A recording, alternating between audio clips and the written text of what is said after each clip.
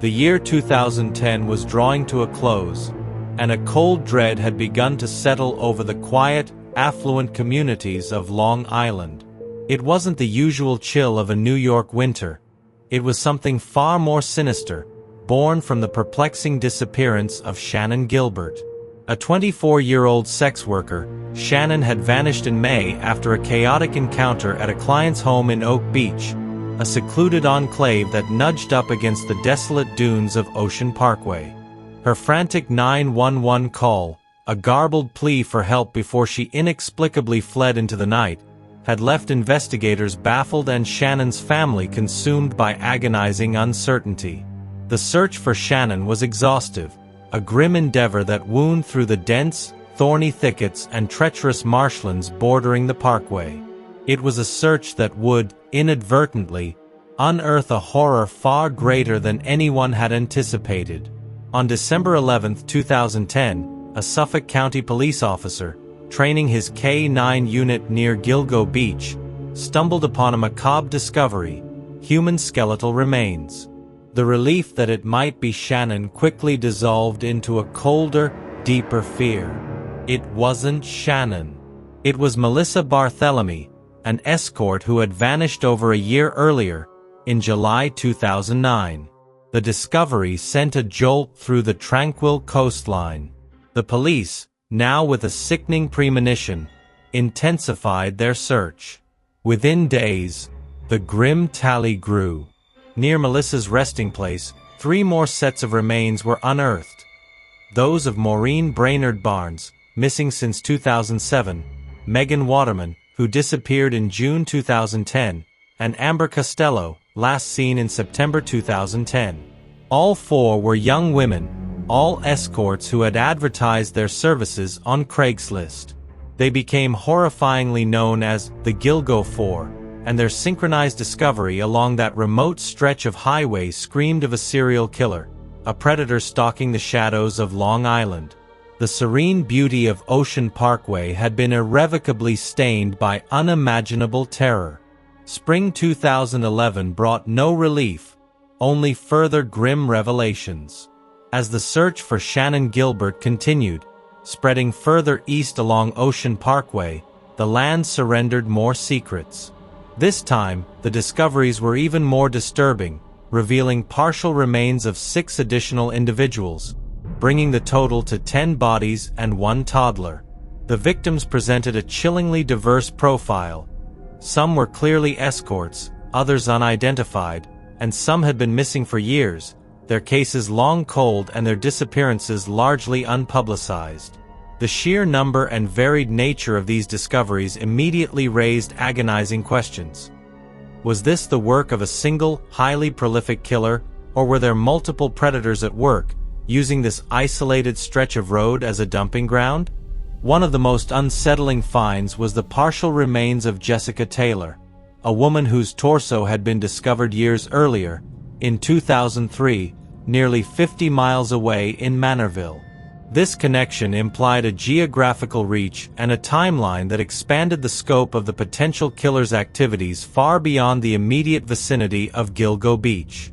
The sheer scale of the investigation became immense, a sprawling undertaking complicated by jurisdictional rivalries between police departments and what many perceived as a frustrating lack of cohesion in the initial stages.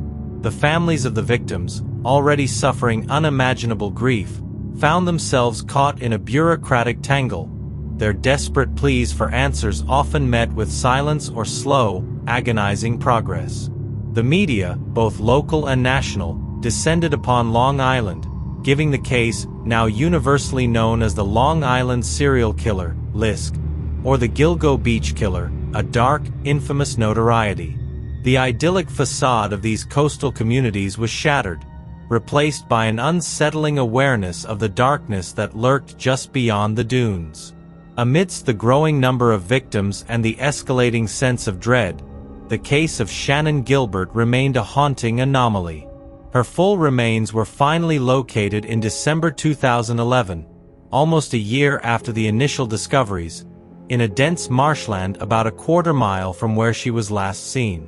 However, unlike the other victims whose deaths were unequivocally ruled homicides, the Suffolk County Police Department controversially classified Shannon's death as death by misadventure, suggesting she may have accidentally drowned in the marsh after a drug-induced panic. This official conclusion sparked immediate and furious pushback from Shannon's family and their legal team, as well as independent forensic experts. They pointed to inconsistencies in the official narrative, the unusual circumstances of her disappearance, and the undeniable proximity of her remains to the other victims. They argued vehemently that her death was connected to the serial killer, or at the very least, was not accidental. This persistent disagreement over Shannon's fate became a central and deeply emotional point of contention in the entire Gilgo Beach saga, fueling public skepticism about the integrity of the investigation and contributing to a sense of distrust in the official narrative. The diverging theories surrounding Shannon's death only deepened the mystery of the Gilgo Beach killings. Was she an outlier? Or was her case a critical missing piece in the puzzle of the Lisk, intentionally or unintentionally miscategorized? The initial focus on the Gilgo Four as the definitive victims of a single perpetrator began to give way to more complex possibilities. A killer who evolved, targeting different types of victims, or even the terrifying notion of multiple killers operating in the same area. The shadow of the unsolved murders loomed larger than ever, a grim testament to the elusive nature of justice and the enduring pain of those left behind. The silence from the marsh where Shannon lay seemed to scream louder than any confession. For over a decade, the Gilgo Beach murders became a chilling cold case, a grim legend whispered in true crime podcasts and documentaries, with each passing year seemingly dimming the hope of a resolution. The public, and even many within the law enforcement community, began to resign themselves to the idea that the killer would remain forever elusive, another faceless specter in the annals of unsolved crimes. Yet, behind the scenes, a small, dedicated team of investigators refused to give up. They painstakingly re-examined every piece of evidence, applied new forensic techniques that hadn't existed at the time of the initial discoveries, and methodically followed up on every lead, no matter how cold. The advent of advanced genealogical DNA analysis, a powerful new tool that had cracked several other intractable cold cases, offered a glimmer of renewed hope, a modern key to unlock a long-closed door. Then, in a development that stunned both the public and seasoned crime observers, July 2023 brought the breakthrough that had been years, even decades, in the making. Rex Hoyerman, a seemingly unassuming 59-year-old architect, who lived with his family in Massapequa Park, a suburban town just miles from where the first bodies were found, was arrested. The news sent shockwaves through the quiet Long Island communities. Hoyerman was initially charged with the murders of Melissa Barthelemy, Megan Waterman, and Amber Costello, 3 of the Gilgo Four. Weeks later, he was also charged with the murder of Maureen Brainerd Barnes, completing the grim quartet. While the full extent of the evidence against him was still being unveiled in court, reports indicated a compelling case built on DNA evidence found at the crime scenes, painstaking cell phone data that allegedly placed him in the vicinity of the victims' disappearances, and witness testimony. The arrest of a seemingly ordinary suburban father and husband for such monstrous crimes brought a profound, complex wave of emotions to the families of the victims. Immense relief that a suspect was finally in custody, but also renewed anguish as they grappled with the reality of who their loved one's killer might be. Questions, however, still lingered about any potential connections to the other unsolved Gilgo Beach deaths.